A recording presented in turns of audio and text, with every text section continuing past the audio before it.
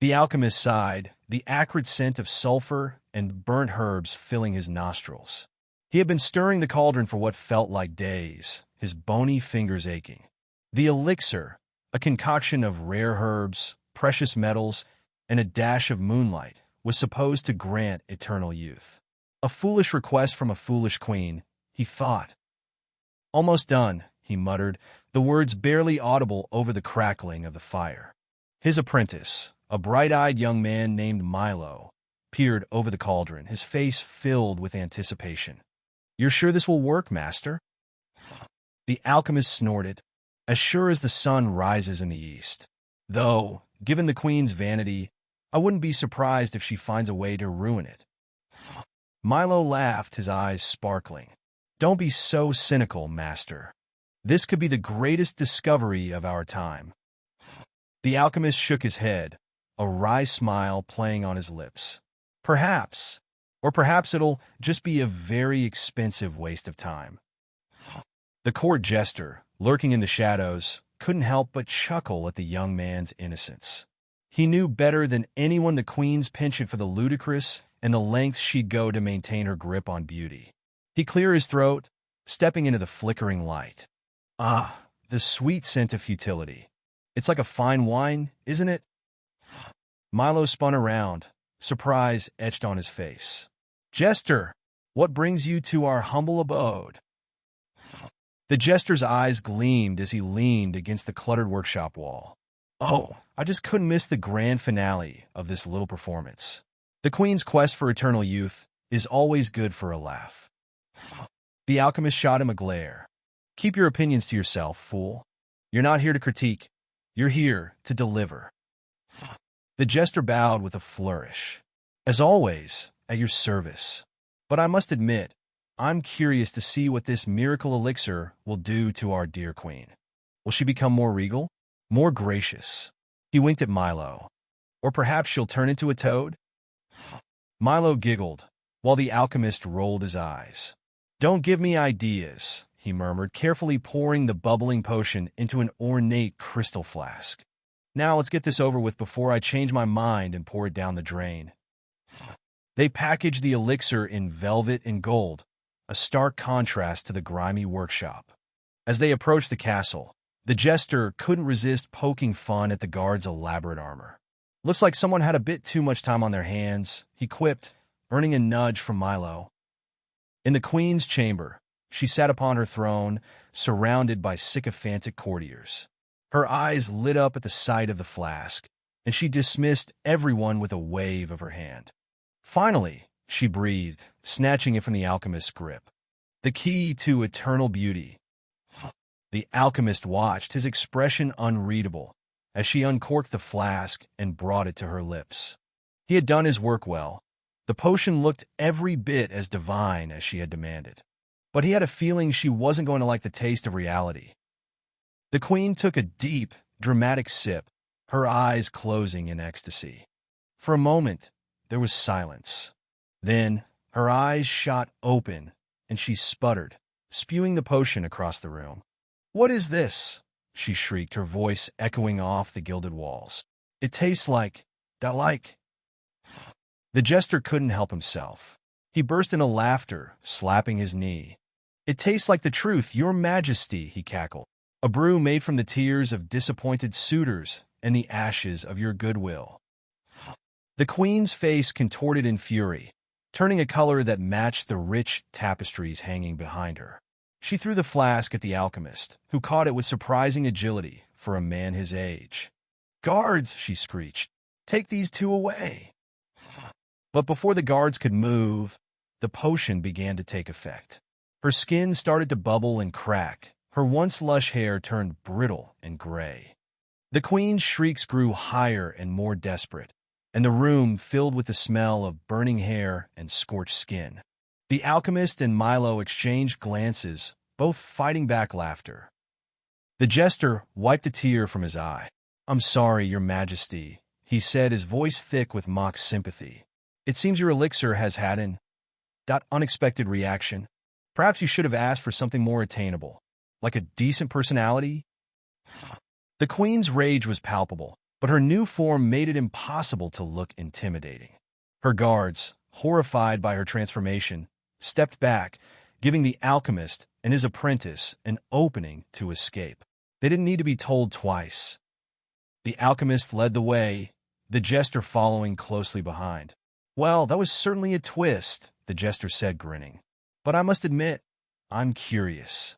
What did you actually put in the potion?" The alchemist smirked. "Oh, just a bit of this and that. But mostly a reminder that true beauty comes from within." He paused, glancing over his shoulder at the chaos they'd left behind. "And that vanity is a beast that feeds on its own kind." The three of them made their way through the castle, dodging the panicking courtiers and guards. They could hear the queen's furious cries growing fainter with each step. The alchemist felt a strange sense of satisfaction, a spark of something that had been missing for a long time. As they reached the safety of the alchemical workshop, Milo looked up at his master, his eyes wide with wonder. "What now?" he asked. The alchemist shrugged. "Now, we wait for the queen to realize the futility of her quest, and maybe, just maybe, we'll find a real problem to solve." He turned to the jester, his smile widening. "Care to join us, my friend? I've got a feeling we're going to need your sense of humor for whatever comes next." The jester's laughter filled the room, always happy to bring joy to the masses, especially when it's at the expense of the high and mighty.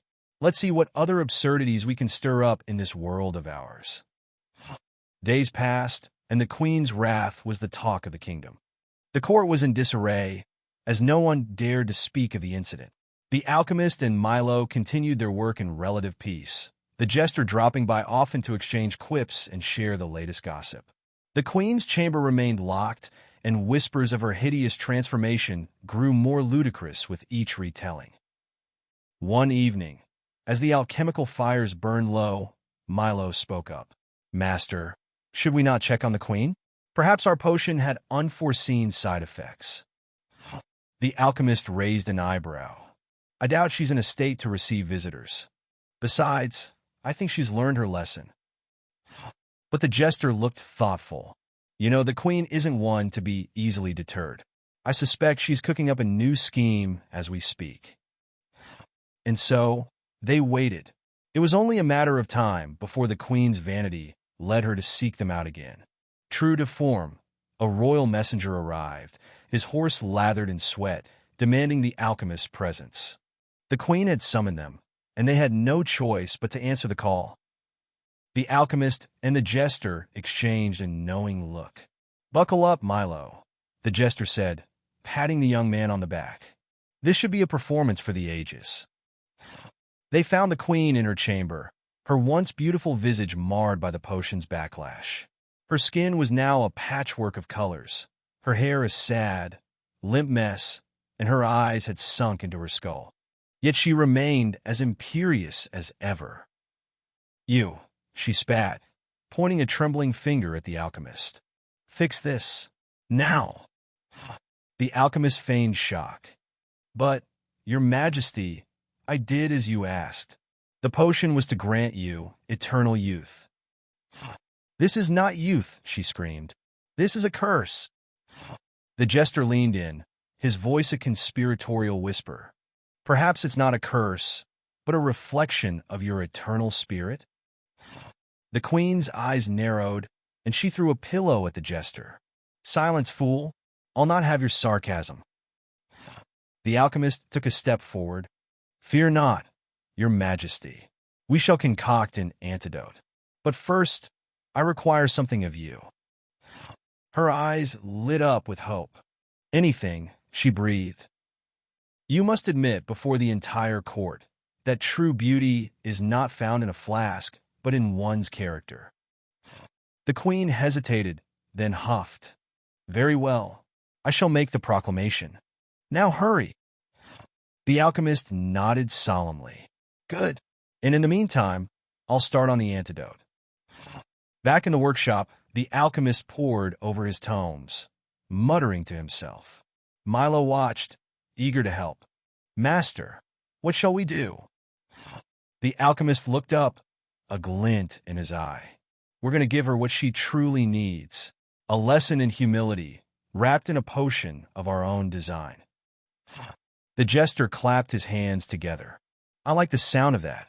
But how do we ensure she learns it?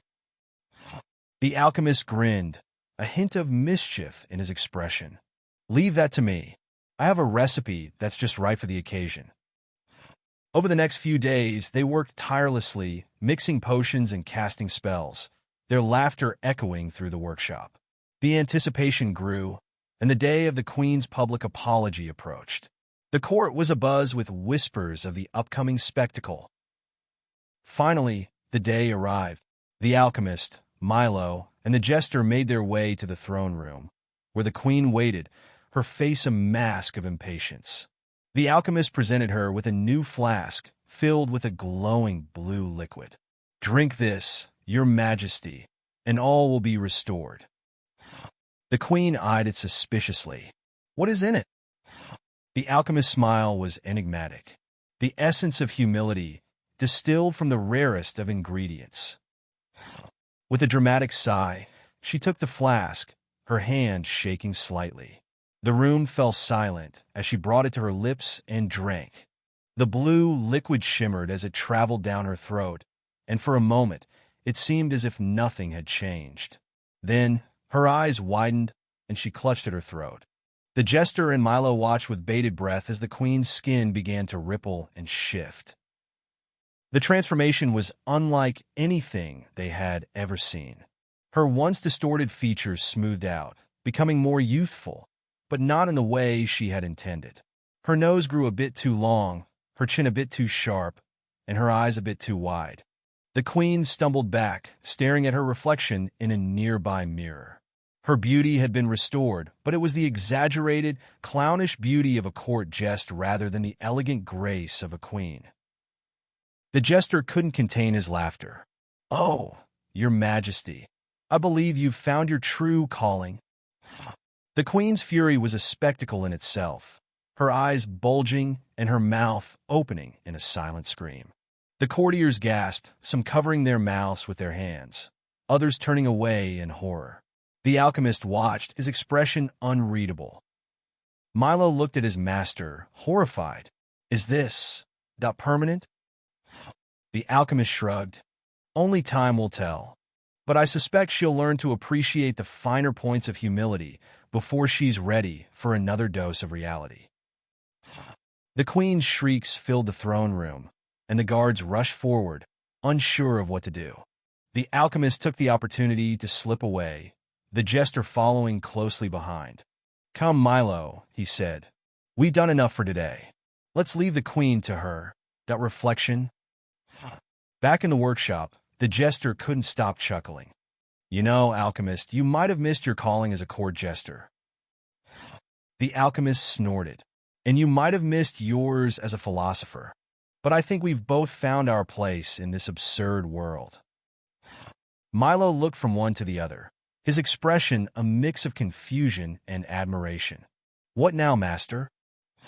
The alchemist's eyes gleamed. "Now we find a real challenge. Something that doesn't involve the petty vanities of nobility. Perhaps it's time we did some good for the people who actually need it." The jester clapped his hands together.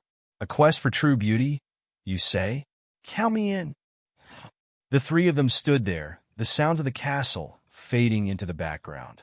A new adventure was on the horizon, one that would take them far from the Queen's grasp and deep into the heart of their fantastical world. And with each step, they bring a little more reality to the realm of make-believe. Thank you for watching this video. I hope you enjoyed it. If you did, consider subscribing to stay updated with our latest stories. Give us a like if you want to see more, and drop a comment below to let us know your thoughts.